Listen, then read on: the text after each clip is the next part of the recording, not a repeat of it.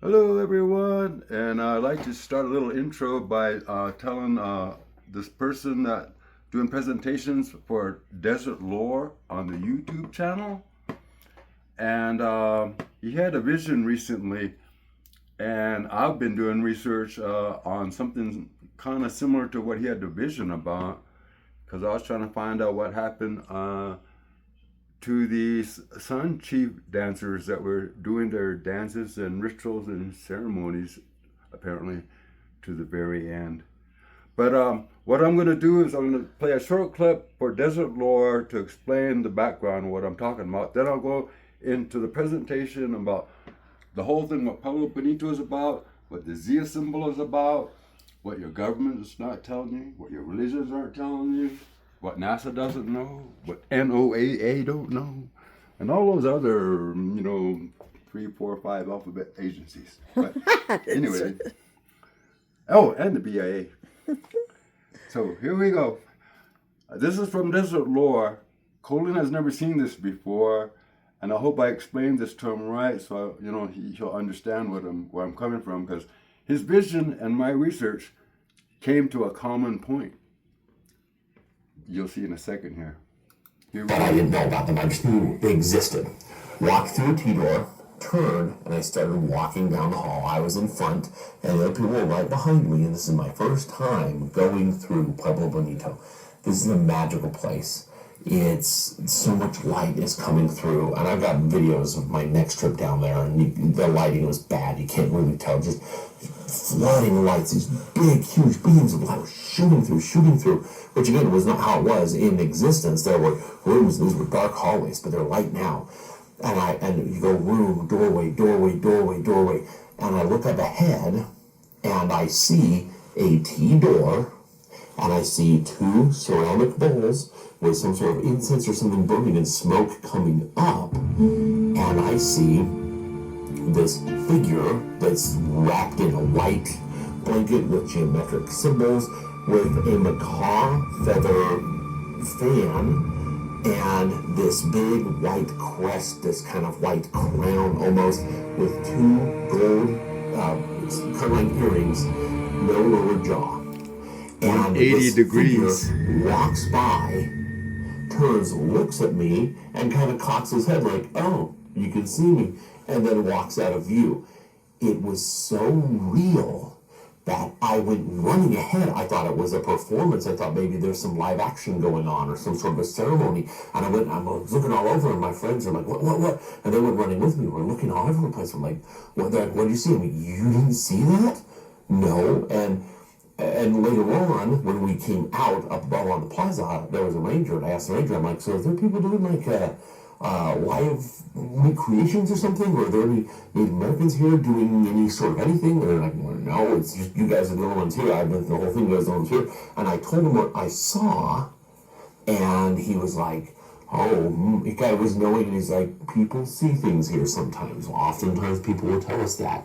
So I got home, and this image was so specific. So I started doing rough sketches and drawings, and I even did a quick watercolor painting of it. And when I looked at that watercolor painting, I'm like, no, there's details that are like etched in my brain.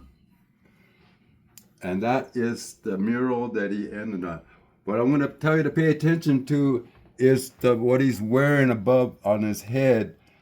It's a 180-degree half spear that's made up into the 90 degrees, 135 degrees, 45 degrees, and it's really related to the path of the sun as it goes to noon. And now I'll get ready to start the presentation, because this will explain to Desert Lore probably a lot of the vision that he saw. Because if you want to sit here, Yeah, that's fine. because I don't know if it might be a little bit of a hassle to be standing there, but we'll start page number 1. And I hope I got it enough that it's not too awkward for you to videotape. Is it? Yeah, no, it's good. Okay, good. The real meaning of the Zia symbol is being lost. My whole thing about this is that we became too much into pandering to tourists lately, And I think a lot of the things that really mean what they mean is being lost along the way because of economy. I know we need to pay our bills and all that, but a lot of times, a lot of the stories get lost. So, we could make a quick buck, make sense to the tourists when they show up, and sometimes we just really don't know, which is really the real reason right there. What the Zia symbol represents today. This is what they say in the state capitol and the Pueblos and everybody else is saying. It says, raise left, dawn, daylight, dusk, dark. Raise up, spring, summer, fall, winter. Raise down, north, east, south, west. Raise right, infancy, youth, adulthood, old age. The circle, sun. New Mexico state symbol. This is what is being fed to the tourist and to us native people as being what this represents. And now for what I'm going to say down here, and now to what the Zia symbol really is, and not this tourist version that we're seeing here. So that's how we're going to start the thing. I did this the last time, so I'm going to run through it kind of quick in my own little abridged version for it won't take too long here. But mainly what I'm talking about with Mr. Desert Lore over there and with the headgear he has on his head over there, it relates to this right here on the bottom of this page. You use 1125, which is a solar cycle for the sun, which is the blue numbers going on the circle over here anyway. But anyway, you get the number 1125, and then you add 1 to it. You add 1125 to itself. It gives you 2250. You add 1125 to itself, 3375. You'll keep going all the way through these 1125s to hit what was the red. And what is the red? It's the 45-degree angle that I was talking about that has to do, with the angles with Pueblo Bonito. You keep adding those 1125s and you keep going all the way up until you get to the next red number. Then you get to the 90-degree angle, which is straight up and down and this way. And you keep going with 1125, adding to itself and then to the sum, total sum to itself, until you get to 135, which is another angle for this whole thing that I'm going to be talking about. And then from 135, you add 11 to itself to the sum until you get all the way to this number, 180. What is 180? 180 represents Pueblo Bonito. What does Pueblo Bonito represent? It represents a 180-degree circle, basically. That's what this is all about. So The half circle. Yeah, half circle. A full circle is 360. Half circle, 180. And why is 180 important? Well, if you see the Carrington event of 1859, and if you see my little weird number down here, and you follow it, you'll notice that it goes to 1870 and a quarter, 1881 and a half, 1892 and 3/4, 1904. There's that 45 degrees I was talking about. Then you go to 1916 and a quarter, 1926 and a half, 1937 and 3/4, and then you hit 1949, and there's the 90-degree mark I was talking about earlier. That was on the numbers earlier for the 1949. 180. Yeah. And then you go to 1960 a quarter, and you're going to confuse me here. Sorry.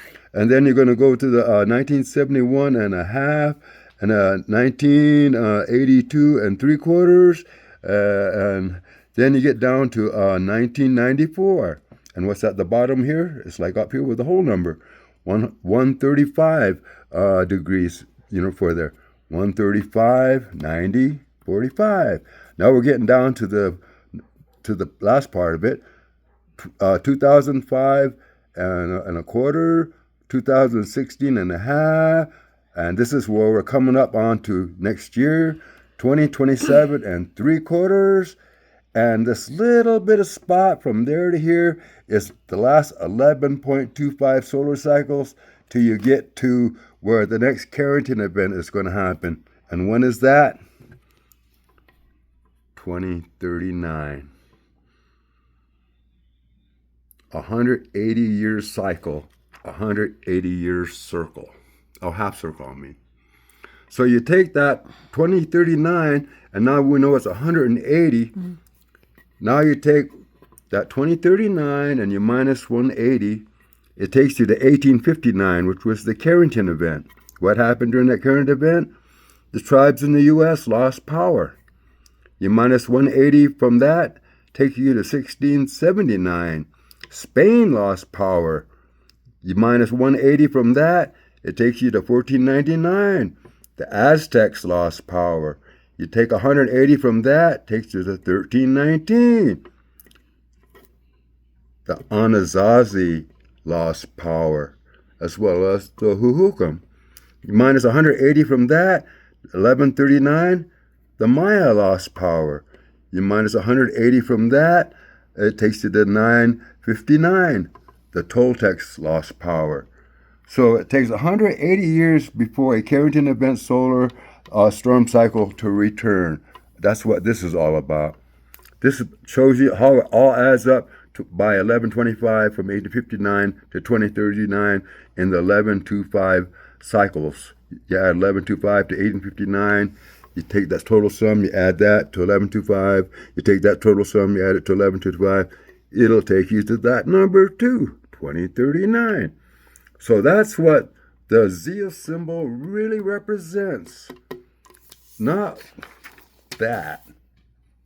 I mean, it's a nice, touristy version of it, And so this Zia symbol is broken up into 16, which here, this template has 16 rays. 4, 4, and so 4. 4 times you're 4, adding 16. 11.25 years, and that's how you get through all these years until you get to 2039 from 1859. So your math is here, but it's also here. And I was trying to show you the math and all laid out, how Pueblo Bonito is laid out to the 90-degree angle, which is right straight down that line right there, where Right. Pueblo Bonito is. Yeah, because that's 90 degrees right there. And so I'm going on to page number 3. Put these so I don't get too confused. So I know which order I'm going in. This over here is that 27 3/4 I was talking about before that gets to that last cycle before the solar flare comes down. It's the last 1125 solar cycle to 2039. How does this all work out? It's really basically it's based on the half circle. If you look over here on this side where it says 180 degrees, and over here where it says east, and where it says Leo, and there's a sun there, Leo is the constellation that is rising on the moment that this is occurring. At the other end, Aquarius is setting in the west as this event is occurring, which interestingly is the same position that the Sphinx in Egypt is facing to when he's looking east, looking at the constellation of Leo as it's rising. In Egypt, it's the same thing. I had no basically. idea. I did not know that. Now, view this as the Pleiades, up, heaven. View this as Ophiuchus, which is the 13th zodiac. one I had to add. Serpent bearer, or whatever it might be called. Serpent bearer because it represents the underworld. The underworld and heaven. Now, I'm going to flip it a little this way, and I hope I can not lose it and be able to still show it up this way because it will make more sense. Now you see where that arrow is pointing to? That's the path of the sun as it's going across here to Pueblo Bonito. As it hits Pueblo Bonito, it hits the 180 degree mark. And this is the rays on that dancer's head that Desert Lore is showing. Watch, here's the rays. 1, 2, 3. And then it hits up here at the 135 degree marker as the sun basically is going over Pueblo Bonito. 6 in the morning, 9 in the morning. And then, what did I do that right? Oh, it's this one right here. 9 in the morning. That's that one. It's in between. Oh, anyway, you keep going, and then it takes you to noon, which is right here. And when it gets to noon, that's the 90-degree angle that solar flare is going to be coming down. And then you go to the next angle, and then you skip to this one over here, and there's the 45-degree angle I was talking about, which represents 3 in the afternoon. And then you keep going down, and then finally when the sun is getting ready to set in the west over here, and then it's 6 o'clock in the evening. Basically 6 in the morning to 6 in the evening, and the path of the sun as it's going through its station, which is the same as the design on on his head over there, which is the same design, which is why I wanted to show Desert Lore what this was. So even though the 1319, 1337 solar storms are built in the Pueblo Bonito structure, its real and main purpose was dedicated to the year 2039, which is the last year of a 14,040-year solar storm cycle. 2039 minus 14,040 years equals 12,001 BCE. And like I said, the view chart, which we just did already. The east entrance for the Sun Road is where the red number 180 is. And remember, I showed you over here. This is the tail end of the 180-year solar cycle or 1319. The sun progresses west to the 135 degrees, 9 a.m., then to the middle of Pueblo Bonito at the 90-degree noon, then to the 45 degrees for 3 in the afternoon, and finally to 0 degrees all the way over here, which is 6 in the evening. What happened at the 1319 Chaco solar event was a major solar flare and a Tunguska event, or greater, minus the trees. Chaco is. There's not too many trees there. Knocked over some sagebushes like this. Then in 1319, the solar cycle ends and the sun continues to the west from the 90-degree marker to a new 180-year solar storm cycle, which will occur in 1499 with the Aztecs in the future. A lunar cycle later, or 18 years later, a second major solar storm, which is, I'm convinced, is what caused the Tunguska event, which I was talking about, hits the Chaco area with the 260-day sacred solar storm cycle, which is 27 years times 13 equals 351 years times 2 equals 702 years. 2039 minus 702 years equals 1337 AD solar storm. Every 14,040 years, both the 16 and the 13 major solar storm cycles come together at the same time and on the same year, only this time it's 5 very extreme solar storms layered on top of each other. The 180-year cycle, the 351-year cycle, the 540-year cycle, the 877.50-year cycle, and the 1,080-year cycle, all coming together once every 40 years. The last time this happened was in 12,001 BCE, 12,001 BCE, which ended the age of Clovis man. Our ancestors left this knowledge in stone, and the next 14,040-year major solar storm cycle is coming soon in 2039. So this is basically what Pueblo Bonito was designed to do and dedicated to, was to that 239 cycle. To understand what this says, now that I mentioned that, you could probably understand what this is. The two cycles, and then the fifth one right there. How do I know that? It shows the 3 here. 1, 2, 3. There's a little bit of 1, 2, 3. Yeah. See? 1, 2, 3. What is over here? 1, 2. And here's the other 2 cycles. 1, 2. And they're coming together. And what are they doing? They're coming together and they're coming down on one big solar flare that's going to open its mouth and blow this guy to you wouldn't believe. There's his arm over hand over there. There's a leg with a bone sticking out over here. There's an arm with his staff over on this side. And on this side, he lost his head. So you want to read ancient art? That's pretty much what this says. And this is interesting. That guy kind of looks like the guy he painted what he saw. It's even the same colors, black and white, kind of similar to what he was doing.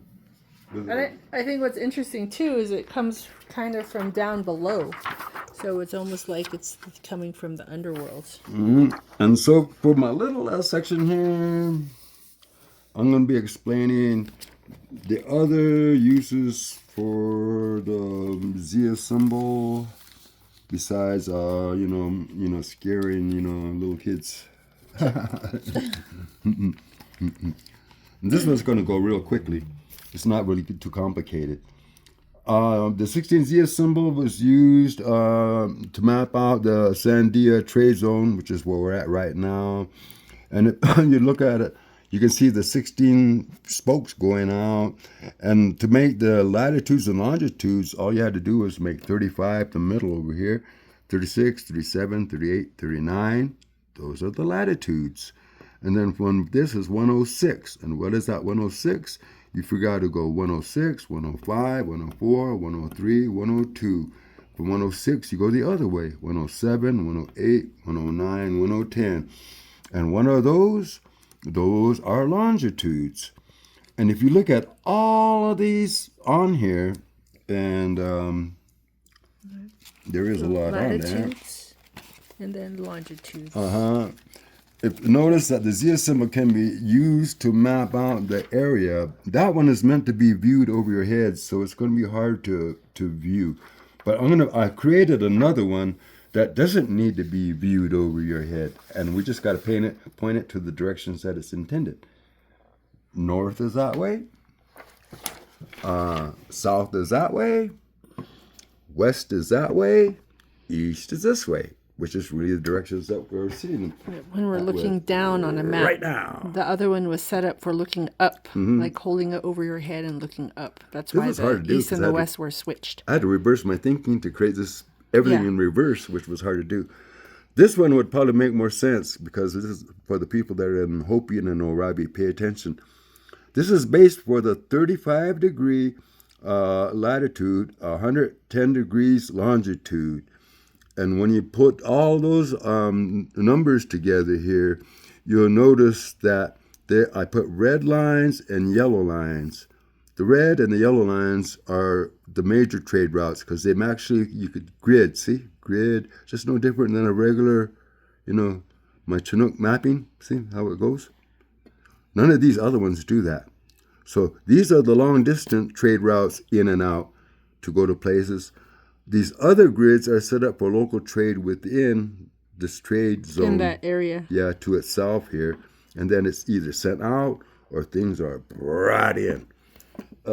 This one I want the archaeologists to pay really close attention to. Because if that's Oribe over here, and then this is Sandia over there, and these are exact latitudes going, up here. And if these are exact longitudes going down there, this is an archaeologist's wet dream. I did all the work for them, even did the work for the Pueblos that are here. Why? Every latitude and every longitude for every major ancient city in the total American Southwest, from Oribe to Sandia, is given here by total latitude and longitude. There's no guessing. I didn't have to dig up bones. I didn't have to do what archaeologists had to do, being climate garbage collector or any of that. This is my way of showing you that you can do archaeology from the stars and don't have to disturb the dead. Because the knowledge is there if you just take the time to want to learn. Why this is an archaeologist's wet dream? This lays out every major trade zone for the entire American Southwest. Every. Oh. Not the Chaco Meridian like Steve Leskin. Chaco's way on the edge over here, according to this map. Man, Chaco's way over there. Chaco's on the edge of town. There is no Chaco Meridian. There's an Oribe Meridian. There's a Sandia Meridian. But there's no such thing as a Chaco Meridian. That's made up. And this over here, if you go and check all these spots, you're going to find out all the latitudes and longitudes match to everything that I'm showing here. So this is an archaeologist's wet dream. Every major trading point in the Southwest is laid out in latitudes and longitudes and how they're all connected. So that's the other thing I wanted to show the Pueblos that's being lost. Man, there's a lot of things being lost when I think about it. So starting from the Sandia Rio Grande, then you have the Pecos River, Santa Rosa. So you have some other maps where you've actually like identified the actual like the towns or the cities. Well, I don't want to do that. I did a few in the modern because that's all the ones I could, closer get to it because I don't know. There's a lot that hasn't been discovered ancient cities too. that were Deming is today. Yeah. But they call it Deming today. So, some of them had no choice. But this is a desert site. This is an archaeological site. It's not even a town. It's a site that's, up there near Acoma and going toward Hidden Mountain and all of that in this area. And the Rio Peco was really important for trade. People aren't paying attention to Hidden Mountain. They should. It's the trade route that went directly to the Cabazon Peak, which was a route to get trade to Chaco. Over here. Look at their Sandia, Chaco, Mesas. They've already all lined up. Where are they lined up? No, to totally. Roswell. If you want to go to the Pecos River, that's how you get all your trade down there. It's not, I did all the work for the archaeologists, did all the work for the Pueblos. That's pretty awesome that it's just straight over like that. That's cool. They all work out that way. Look, even where you're at in Shiprock, Canyon de Chelly, where are you from? Yeah, that's where I'm from, Canyon de Chelly. Look, what you're connected to. Connected. Why? You're at 34. There's nothing on that end. Hey, I better check into that. There might be something there. Yeah, see, look up all of these places that I do have listed here. I know of any of them that are blank. They still haven't been discovered. That's what I mean about my archaeology without having to dig up a bone. I'm able to find out what is missing just by looking at the blank spots, just like you did in Canyon de Chelly. There's some blank spots missing over there. There's one over there. Now, see, there's a blank spot there, which tells me that these spots that are like that, and the one that's like blank spots that are like this, blank spots that are like that. There's not too many on this one. Hey, I did a pretty good job on this one. There's only like 2 of them. Are actual sites that just haven't been discovered yet. Now, that's how we use the Zia symbol with the 16 rays in going out into a circle and how to create them into latitudes and longitudes. This one I might leave in the book because it's going to get a little sticky. This is the 11-year solar chart. And what was I using the 11-year solar chart for? To plot out the 180-year solar cycle. All this whole thing is all laid out. There's 90. You go around twice, and it goes back to the south. It makes 180 when it gets back to over here. What does this go to? It goes to 180. It lays out the whole thing. This whole thing is laid out for 11-year solar cycles, for the 13-year Venus cycles, and it's even laid out for the 18-year lunar cycles. And that's what these little moons that I have drawn on them are about. If you notice that some of them have little moons on them that I put on I think it's kind of cool that you read it like the 260-day calendar where you start at the top left and then you just keep going through. Yeah, it's based on the same It counts thing. your years, and then when you get to the end, you just start all over again. So that's really cool that you have 11, 13, and 18 marked and identified here on this. Yeah, and even identified with that little sun and the moon there, which stands for the lunar and the sun activity. And then Solar is not too hard because you go like, see, like there's 9. So you go over here. So okay, so if you got to go to a solar cycle. 9, 10, 10, 11. 11. See, there's Yep. the sun. There's your cycle. Right.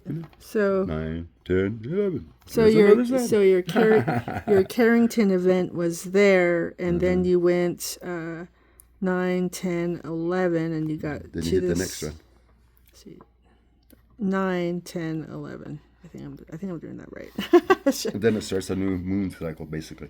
It's a new moon cycle, basically, for the 18.52 lunar cycle that Chimney Rock was created for up in the Colorado area. But this is basically, well, I'm going to brag. Okay, I want to brag a little bit. This is funny because everybody thinks, I'm going to show you my techniques. I'm going to give away something that you're probably going to be shocked with. Well, I think reading things like the 260-day calendar can turn things into a computer, because that's what you've been doing. No, that's what I'm going to show here. Yes. I'm going to brag about this state-of-the-art computer that NASA, that the NOAA doesn't have, that even the smartest eggheads in the world don't have. They don't even have this even on AI, because AI is not even that smart enough for this. You know what I have right here? I'm going to brag about. This is my computer. No, really, show it. That's awesome. This is my computer. This is what I based everything that I'm showing you on.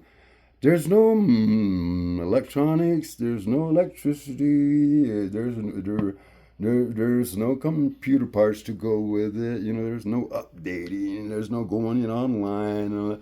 I mean, this is my state-of-the-art computer that I'm using to show you all the calculations I'm showing you right now.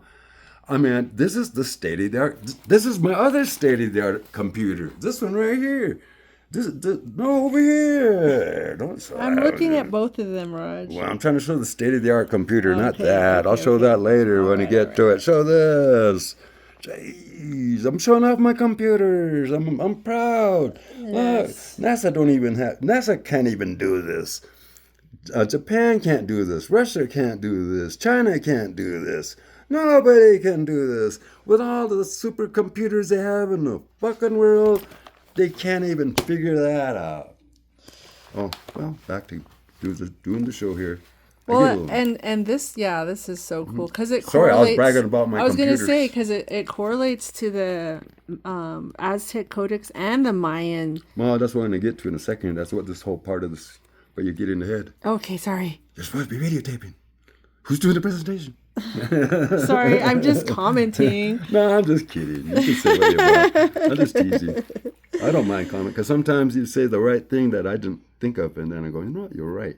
So, I don't mind. Oh, anyway, back to the 16 grid over here. The 16 grid here, this is a super layout because it's the 877.50 cycle I was talking about, which is the 16 cycle, which takes you to that 14,040 years on here. And it's 875.50. And how did I come up with that? 2039, you minus 87.50, it takes you to that date. You minus 8750, it takes you to that date. You take 8750, it'll take you to that date. You go all the way around till you get to the bottom, and it'll take you to 4981, which is the midpoint, which is where the I call solar moderate occurs. It's not as serious as the one that comes around. You keep adding that 87.5 to these numbers. It'll take you back to 1201 BCE. And what happened in 1201 BCE? The Clovis man was wiped out. Every 14,004 years, the 16 Zia symbol and the 13 260-day sacred calendar, maximum storm cycles hit at the same time and on the same year. So minus 875 years from 23 to 1169. Oh, this is announcing Hawaii. Just what I just showed you just now. You do it a second time, it'll take you to 26041. What happened in 26041? It was when the Denisovans were wiped out in 26041 BCE. You do it a second time around, it'll take you all the way up to 40,081 BCE. What happened to them? It wiped out the Neanderthals. All of these times the numbers will come up, will be here. So if you see 40,000, 26,000 over here, 12,000, 2039. That occurs again. That's what Pueblo Bonito was built for. That's what I meant, that it was meant to for this grand cycle that's coming up. It was designed for this one moment in time when this occurs. And this is that glyph that's in the Aztec Codex. That is the glyph of the solar flare coming down. This occurs only every 14,040 years. On this side is the Pleiades again with the underworld, which I was showing you earlier when you set it up that way. Why does that do that? This is how I figured out how my other calculator, my other computer. See that Leo there, and you see the Aquarius there? That's telling you what's going on when that is in Gemini and Taurus, or Taurus basically. So if I wanted to go back in time, let's say to 959, and let's say I'm at Leo, there's Aquarius again, and that would be these dots right here, and that's going into the future. That's why I have the arrows going that way. So I just go back here, go back there, and now I'm at, let's see. This one says Capricornus. Oh, yeah. 1688. Oh. Capricornus was rising, and Leo? Oh, wait, I got it backwards. No, I got it. I'm getting confused. No, it's mine. It's me. I'm upside down. Excuse me. Okay. Leo is rising, so on that one, it's going to be Cancer is rising, and Capricornus is setting. And now we're going to get to 1337 to when the Anasazi thing occurred. So what does that take us to? Gemini was rising and Sagittarius was setting at the time in the 1337 solar storm that hit Chaco the second time. This thing is pretty good at rotating long term and short ages too as well. Because if you notice, I have 959, 121 BCE. But one thing these all have in common here, if you look at the bottom here, what is that number? 4181 BCE. What does the 16-1 show down here? 4981 BCE. And what is it? Over here, correlation to the 26-day calendar, 540 years times 13 columns makes 7,020. Correlation to the 600-day calendar, 1,080 times 6.5 equals 720, which is the same number as this and that, the same number as there to there, the same number that goes to here, goes to there. And then when you go over here, you'll find out that... and this is the 260-day calendar. 260-day calendar, but I converted it to show what I was showing earlier about the five, what I showed earlier. So to I don't look have at to time in macro. I don't have to explain this because I already explained what this was about. But what I'm going to show over here is this connection to everything that's going on with the cycles. See, the cycles over here were 7,020, right? Yes. Look, 7,020. 540 years times, over here, 72, what is it? 27. That says 27 years times 20 icons. Okay, I'm upside down again. Yeah, you're right. There's 27 for each of these, and there's 20. And that makes 540. And how did I get mine? 700. Oh, I know how I did 540 that. 540 times 13 columns. This is one of the 540-year solar storm cycles. There's a 540-year solar storm cycle, all in purple, where my finger is showing. At 1685 is a 350-year cycle. That's going to 2039 from 16 over here. in 1688. The 1688 one is connected to the 1337 Anasazi one that I was just talking about a little earlier. And that's how it shows here in the 260-day calendar. A lot of people don't even know that the secret calendar can be used for this. But that's not the only thing. Now watch this. I showed you up here at the beginning 180 to the 16, and then I went from that to the 540, and then to the 8750, and then the 10,080. But you got to remember, this is really weird because, remember, this is New Mexico. This is the Valley of Mexico, which is about 1,000 or so miles away from here. They correlate. Now with the 260, you go another 1,000 miles or even further to the Yucatan, to the Maya, who aren't using 16 or 13, they use 20. But look at these numbers, 121, 419, 959, 1499, and yellow. I'm going to go to the Maya 20-year Caton count, which is the Caton for the prophecies and predictions. Look at these purple numbers. 121. Look. 121. Look. 419. 419.